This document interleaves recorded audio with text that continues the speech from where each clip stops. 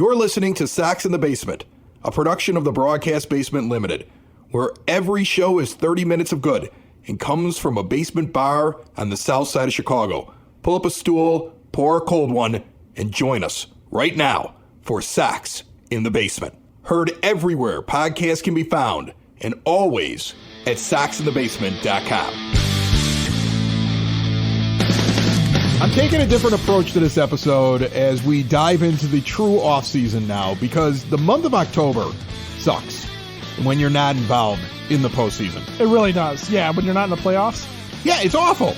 And, you know, we don't have anything else to talk about, right? I mean, you're boring. I don't have anything else to ask you about on this show. Well, thanks, first of all. But second of all, we've heard you talk about the same things over and over and over again. Right. So ad nauseum. And, I don't want to do that. You're the Department of Redundancy department, and I'm just a guy. So where are we here? Right. So we're gonna switch gears now as we dive into the postseason. We have two guests on this episode today. We're gonna take a very, very close look at pitching development, what the White Sox could do with pitching. We're going to dive into all the options that they have with their staff and their bullpen and what they should do, because we know what they should do. Like, we're going to get into what they should do. And then the question becomes, what will they do as we sit around and wait for the first few dominoes to fall? Well, that's the thing, we won't know until they actually do it, right? But we know what this is where I'm worried is that every offseason, since you and I have been doing this show anyway, and every offseason that I've been a White Sox fan, there's always here's what they should do, and then they go and do something completely different. So, I don't know. Do you think Chris Getz is any different? Here's what I'm going to tell you should do. You should go to Cork and Kerry in Beverly and hang out in the fall. You should be over at Cork and Kerry at the park, even in the off-season, for the award-winning menu of burgers and ballpark favorites, the 2-for-1 burgers when you dine in on Mondays. You should make plans to be at 33rd and Princeton in the shadow of the ballpark, pregame, postgame, in-game, when the season returns. Right now, as always, they have the extensive bar with rotation of craft beers, familiar favorites, spirits, and wines. See everything they have to offer, the home base of Sox in the Basement, the official podcast of Cork and Kerry at the park. See more at corkandkerry.com. Okay, so first things first, today, we have a guest on the line we've never had on before, wrote an article on sportsmockery.com about the idea of bringing back Lucas Giolito as one of those free agent pitchers that are out there floating in the ether, and there's a lot of them out there this year. This is a big year for going out and getting arms. I think the White Sox need to invest in a couple of them.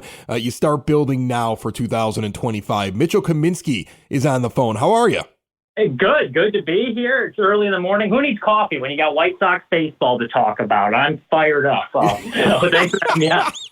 I love that you're fired up because we have finished off the 2023 season. Off-season moves are going to begin, and I liked your article. It's a thought that I've had myself. You look at what Giolito did for the Sox just in this past season and compare his numbers for the Sox before he goes off on two other teams. Like, I don't know if every White Sox fan understands this. He's not only with the Angels later in the year, but he's with the Guardians later in the year. And both stops, just atrocious numbers.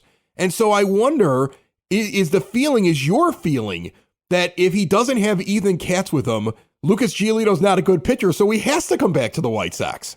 Yeah, absolutely. And I don't know if I'd go as far as to say without Ethan Katz, because he was a top prospect before, I guess high school days, though, he got to that point. But my point was, and you alluded to it earlier, because there are so many pitchers available this offseason, it wouldn't be like years past where, like, he might get someone desperate for an arm is going to overpay for a Lucas Giolito, because this year there's a lot. Jim Bowden had an article in The Athletic with his top 40 free agents, and I believe it was like 24 of them were all pitchers. So because it's so deep, he's not going to get paid like I think he wants to get paid. And he was with two organizations last year, and the Guardians are a team historically known for being able to develop pitchers and be good at revitalizing careers. And he was that was his worst of the three stops. So I feel like he's going to be looking for a team with a solid pitching coach to try and revitalize his career, rebuild his stock on a shorter deal. And I mean, the numbers speak for itself. He kind of does need Ethan Katz. I feel like they're comfortable together. It would help, build his stock back up. And I also think it would be beneficial for the White Sox in some aspects as well. I look at his relationship with Katz, and if you think about it, here's a guy who he had some bad years early on with the Sox, and then Katz comes along, and you get that story about how he has him throwing like the heavier thing instead of a ball. He's throwing like basically a weight to fix the way that he's releasing the ball, and then all of a sudden Giolito comes out and has a really nice season, and it just seems like his career took a little bit of a turn, took a little bit of a bump, and look at where he's at with the Sox just in a couple of simple stats. His whip, a 1.22, his fielding independent pitching, a 4.43, and then he goes to the Angels and the whip jumps to almost 1.5. It's actually 1.5 with Cleveland. The fielding independent pitching is right below 7. Like he just completely falls off. And so I've kind of bought into the idea of he's got like a whisperer. There's a Lucas Giolito whisperer, and it happens to be Ethan Katz. My issue though is I don't think Pedro Grifol is going to be the manager of this team long term. And I think when they eventually replace him, the new guy's going to want his own pitching coach. So you sign Giolito to a long-term deal. What happens when he loses his Giolito whisperer? Is that a concern for you? No, and because I don't think he would sign a long-term deal because I think he wants to get paid. And whatever he's going to get in a long-term deal, I don't think is going to be the number he's looking for or he thinks he is worth. So that's why I see him signing more of like a 2-year deal with like an option after the first year, just to try and get that value back up. And what a better spot to do it than go back to the Lucas Giolito whisperer and Ethan Katz on a short-term deal. And I think it would be, I think it would be in the Sox best interest as well, because if you look at that rotation heading into next year, a lot of question marks. I mean, the only 2 starters probably can pencil in right now are Dylan Cease and Michael Kopech. Kopech can't make it past the 5th inning, and Dylan Cease, quite frankly, he struggles to go deep into games too. Now he did throw. I believe it was like 180 innings last year. So it was a little bit better. But if those are your only 2 guys, like that bullpen's going to get taxed, and it's going to get taxed pretty early in the season, especially if you're filling out the rest of the rotation with guys like Garrett Crochet. Well, he's coming off some arm issues. He's never been a starter before. You don't know how many innings you're going to be getting out of him. If you're calling up like a Jake Eater later in the year, you also probably easing him in. So that's a lot of innings for the bullpen to cover. So I do think they need someone that's going to be able to eat innings. So it'd be beneficial for Giolito. We reboost his value on a short-term deal. Be beneficial for the White Sox. You get a guy that can eat innings. And I think it'll be a low-pressure environment because I don't think either of us think they're going to be contenders next season, barring it like some shocking moves this offseason. So low-pressure environment with a pitching coach he's comfortable with. He's able to eat some innings for the Sox. And then maybe, if he boosts his value around the deadline, maybe he can try and flip him again. So I feel like it would work out for both parties. Yeah, I think the only thing that interests me is whether or not the team wants anybody back that they've already moved on from. I don't know what he's like in the locker room. I have absolutely no idea, but it seems like there's this we need to change the culture thing. And so it'd be surprising to me to bring back somebody who was already part of the team. Like, I would think they only want fresh names. They only want new blood. They want to change something in there, so they don't want anybody coming back in there that was part of the last couple of years. I mean, I don't know. I don't know what your feeling is on it, but my feeling is, like, I think he's a good pitcher. I thought that at the deadline, they should have extended him, and they should have been looking to shop Cease, because he's got Boris as his agent, and I'm looking long-term because I knew you weren't winning anything in 23, and I know you're not winning anything in 24, but I see all that payroll flexibility in 25, and I say, wait a minute, we can get back to this really quickly. So, it is surprising to me that they moved on. You would almost need Chris Getz to be a guy who disagreed with his trade and wants him back personally and felt like they made a mistake, the former regime, right? That is a very fair point, and it's the same reason I argued in another article that you should trade away Eloy Jimenez, even though I still think he's a very capable hitter. But I think it's time for a change of scenery. You want to get rid of as many guys from that old regime that were creating, and it's such an overused word now with culture. However, I think also where there's smoke, there's fire, and you could tell who some of the problems were because you constantly heard their names pop up in reports, whether it be Yoan Moncada or Eloy Jimenez or Yasmani Grandal popped up a couple of times. You never once heard anything about Lucas Giolito. So I wouldn't be too concerned about that. I mean, just judging like what he says in his interviews and whatnot. He seems like a good guy. It seems like his teammates like him. And as far as pitchers go, and I think that was one of their issues, like it's hard when like the leaders in the locker room are like only your starting pitchers because they're only throwing once every 5 days. So I don't think he would have it wouldn't be as big of a deal as like he would bring back like a Yasmani Grandal, who's like an everyday player because he's only So I think the effect on the locker room was minimized because of the fact that he's a starter. And also I don't think he was part of the problem. So that's why I wouldn't be as worried if they brought him back. But I do agree. It is a fair point, and Getz might want to do his own thing now, try and separate himself from that old regime. Mitchell Kaminski writes articles over at Sports Mockery. He also pops up on podcast, right? Aren't you on a podcast or two?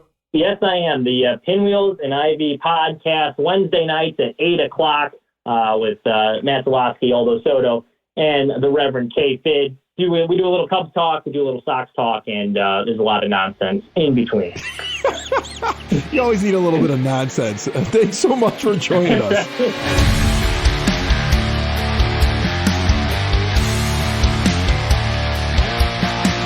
As the weather got cold, if you were trying to get those storm windows in and get the screens out, there's a better way to do it. Maybe it's time for new exterior windows, doors, patio door, storm door, whatever you need to replace. Go to Window and Door Superstore of Oak Forest. Instead of having some window salesman walk into your home and tell you what you need, go and see them today. See everything, full example, glass designs on display, no pictures in a book. The owners are in showroom and on site, and all Window and Door Superstore installers. They do not farm out the work. 40 years they've been doing it this way in Oak Forest since 1985, with all major brands custom made, no stock items. That's how they get a perfect fit. Half block east of 159th and Ridgeland. See Window and Door Superstore of Oak Forest at 6280 159th Street, and learn more at windowdooroakforest.com. So our first guest on the show, and there will be another one to get into Brian Bannister and talk a lot about what he brings to the table, probably more than you actually know. There's some very interesting stuff with him. But our first guest did talk about the idea of bringing back Lucas Giolito. Again, I'm not sure if you bring back a guy who you've already had walk out of your clubhouse when you had so many clubhouse issues. And again, I don't know if Lucas Giolito was any kind of problem whatsoever in there, but you would just think that this new regime wants different names in there, right, Ed? Well, that's one thing is that, you're trying to turn over the culture. You're trying to create a different vibe, a different team. The other part of it is you also have to look at Lucas Giolito and just sit there and say, okay, what's his actual value? And in walking back into the White Sox, does he feel like he's got a higher value here than he might with other teams, where other teams are going to evaluate him on how he finished last year versus, where the White Sox may have a different viewpoint, or he may expect them to have a different viewpoint because he was the quote unquote staff ace at one point. So I don't know. I think it's partially just that you want different voices, different arms, you want a different look than what you've had. And so I don't know that you go and do that, but I do think that they do need to pick up pitching this offseason. I think the rotation needs to be addressed with a few guys this year and let the young guys try and fill in. I have one guy that I consider to be a part of the 5-man rotation, and that's Dylan Cease.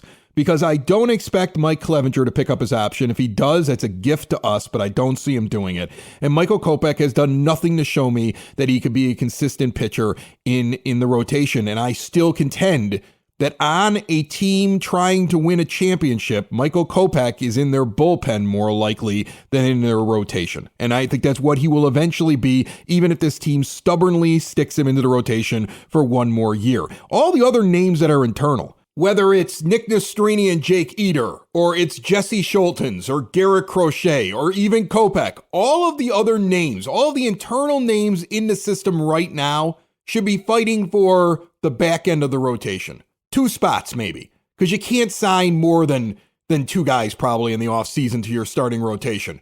Cease, 2 free agent signings, and then the big mess of arms that you don't know what they are, what they're going to be, can they turn it around, whatever. They all compete for the other 2 spots. That's what I want to see.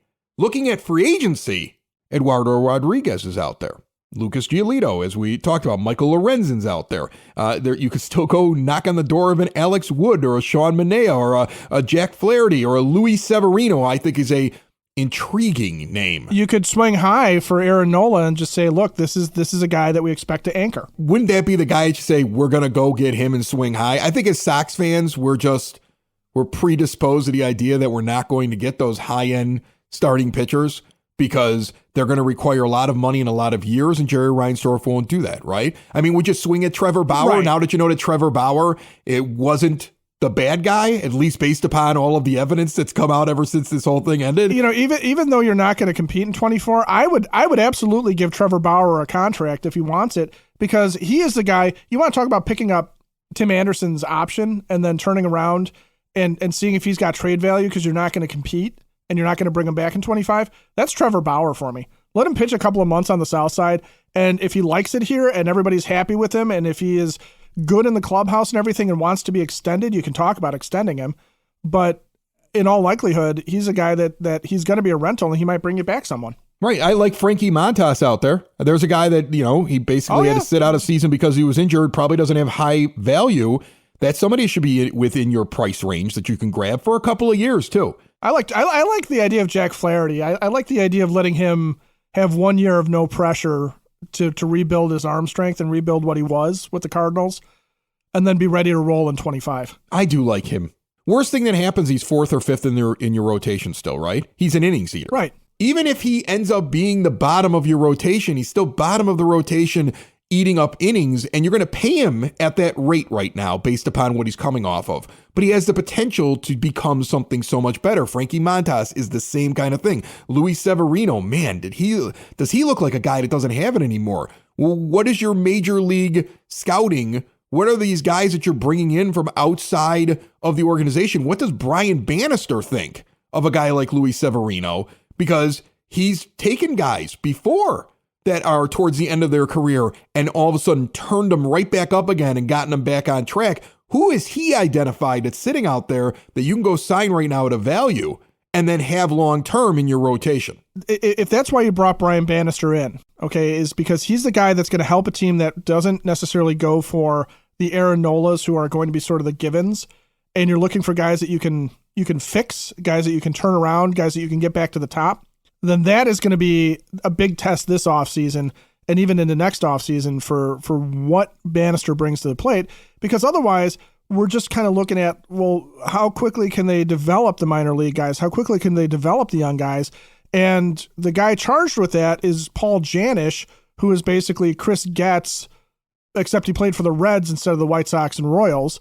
So how much do you trust a former middle infielder to develop your pitchers in the minor leagues? And we don't know what Janish is or not. I don't really have an opinion one way or the other on the guy.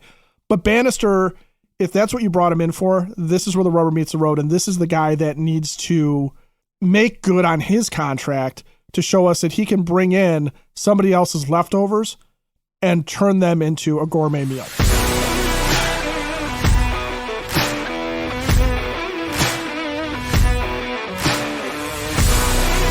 All right, two guys we're going to talk to right now. One of them is going to tell you why Brian Bannister could have a massive impact on the White Sox now and in the future when it comes to their pitching staff. The other one is our good friend Butch Zemar from Elite Benefits of America. Are you interested in any way in the White Sox offseason, or are you just inundated with things that you have to do when it comes to health insurance? Inundated. Yeah. It's that time of the year. It's busy, and it's almost like the doors are busting off. You getting some sleep?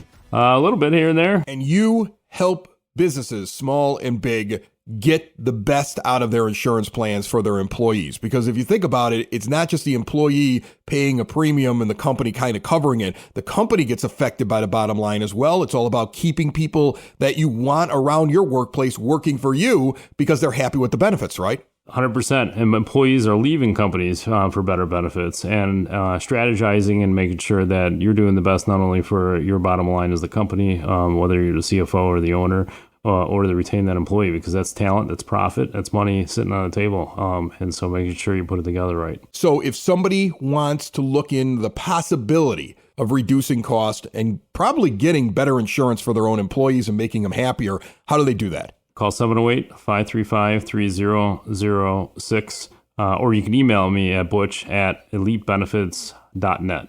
All right, we're going to stay on the pitching aspect of things in this episode. Steve Paradzinski from On Tap Sportsnet is joining me right now on the line. How are you, Steve? Hey, Chris, I'm doing well. How are you, man? Good to talk to you. Good to talk to you, too. You are very excited about the Bannister hire, the guy who's going to be overseeing all of the pitching in the White Sox organization. And I read this article it's just put up on Tap Sportsnet, and I immediately was struck by this idea that a book comes out that talks about a new way of building players and getting the most out of them and pitching and all these other things. And they devoted a chapter to Brian Bannister. Like, it looked to me like you were like, this is the guy we probably should have had around here a couple of years ago, but at least we finally got him now.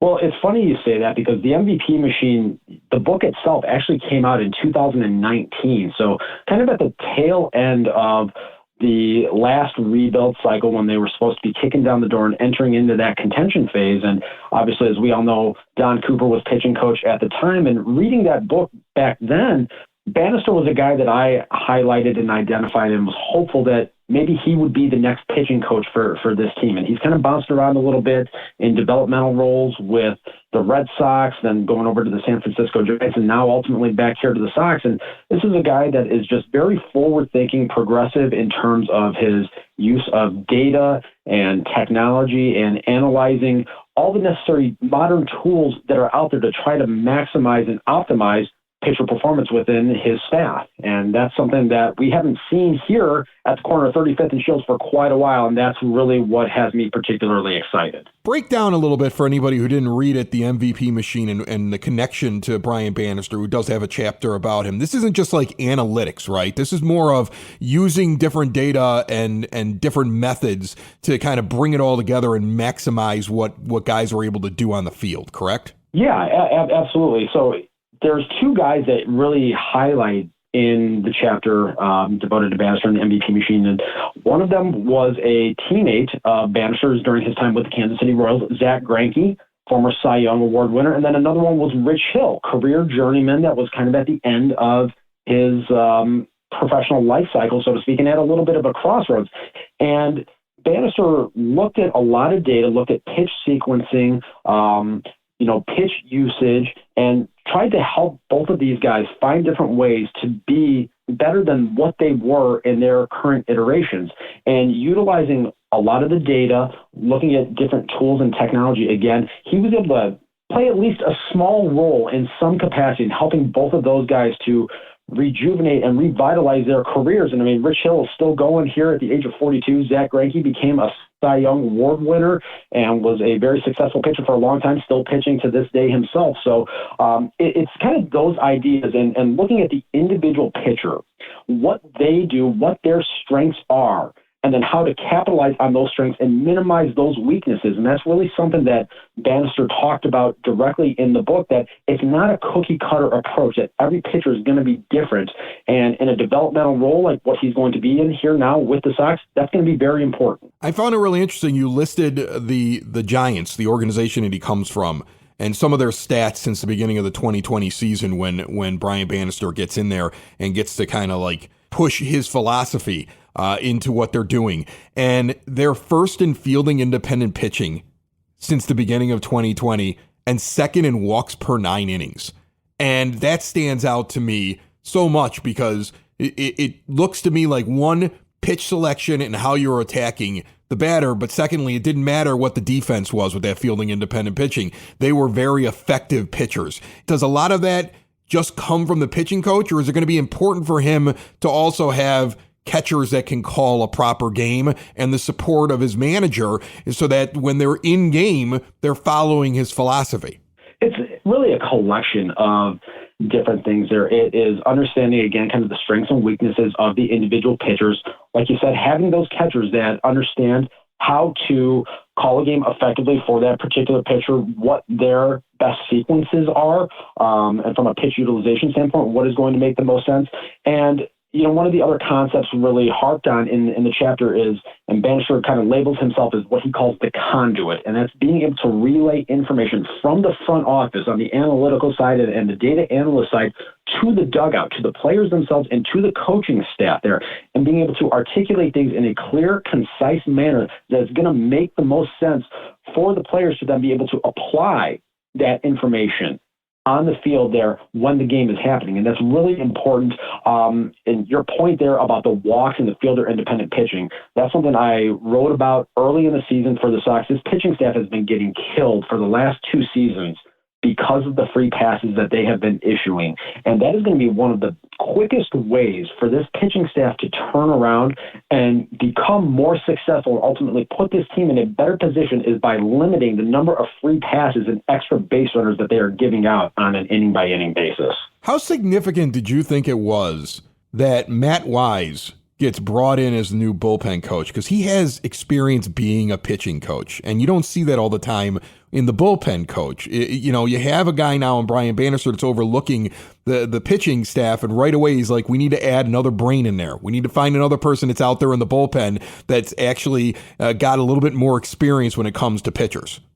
I think that is going to be very useful. I know a lot of people poked fun at bringing in a guy from the Angels, an organization that has been extremely mediocre, much like the White Sox have for much of the last decade here. But to your point there, Wise having that experience serving as a pitching coach, I think is going to provide some utility in the sense that, again, just being able to take and look at information from different sources, articulate it to players, do so in real time, which is going to be pretty useful for relievers as they are getting ready for their individual assignments, understanding who it is they're going to have to be going out there and attacking when they are coming into games in different leverage situations there. So I don't see how that is a downside to it. Again, people want to poke fun at the Angels connection there, and rightfully so. They've earned that distinction at this point. But to me, there's just not a downside to that. All right, Steve Paradzinski writes for On Tap Sportsnet. He seems to be excited about the idea that Brian Bannister is a part of things, and I am too, Steve. I mean, let's be honest. And we were talking right before we turned on the microphones here, and I was laughing to you. Like, I don't know what Chris Getz is. He wasn't who I wanted to be the general manager of the White Sox, but I'm holding on to that sliver of hope that somehow he was just a guy who was stuck in a front office surrounded by morons who now is like, now we got to bring in a bunch of people that aren't from this White Sox organization because the people in here don't know what they're doing. Like, I'm hoping for that. And every time I see these outside hires, it at least feeds that hope. You're 100% spot on in that assessment. I, too, was not thrilled with the fact that it was just another insular promotion within a White Sox organization that, frankly, doesn't have anybody really internally that deserves to move up in rank and title there. It was just, in my opinion, more laziness from Jerry Reinsdorf. But hopefully Chris Getz has a different, unique vision. And, the idea of bringing in guys like Brian Bannister, like Josh Barfield from the Arizona Diamondbacks, guys that have had success in their specific fields with other organizations that have, in turn, had areas of success. I mean, look, the Arizona Diamondbacks were just in the World Series with a lot of prospects and a farm system that was largely built by Josh Barfield. So hopefully these guys can take some of these principles and some of these concepts that they have instilled in other organizations that have led to success and revamp things here at the corner of 35th and Shields, because my God, is it desperately in need of it right now. Steve Paradzinski writes for On Tap Sportsnet. You can see the entire article right there. Thank you so much, my friend, for coming on Sox in the Basement. Appreciate it, Chris. Great to talk to you as always.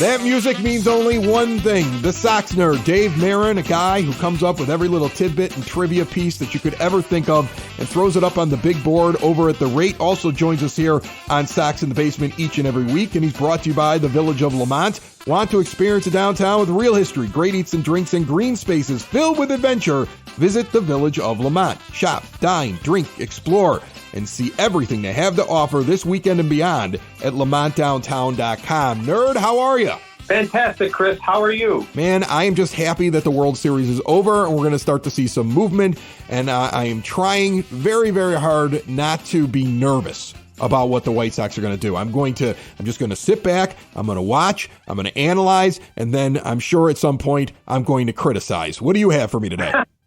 Chris, let's keep going with our sometimes off-the-wall alphabetical review of the 2023 White Sox. We left off at Lucas Giolito So let's resume with Rami Gonzalez. The middle infielder was a middle-of-the-game kind of guy in 2023. In innings 4 through 6, Gonzalez slashed .387, .406, and .742. That meant in every other inning in 2023, Gonzalez slashed .098, .111, and .197. In the last 50 seasons, Gonzalez's 2023 average in the middle 3 innings ranks 6th in team history. Next, Yasmani Grandal. If it is the end for Yaz and the White Sox, he departs as the franchise's all-time leader among switch-hitting catchers with 44 home runs. In fact, he hit 14 more homers than all the other 7 switch-hitting catchers in Sox history. In addition, Grandal owns the top 3 and 4 of the top 6 homers by Sox switch-hitting catchers. How about the departed Billy Hamilton? The speedster finished his Sox career 11 for 11 on steals, which are the most steals in Sox history without getting caught.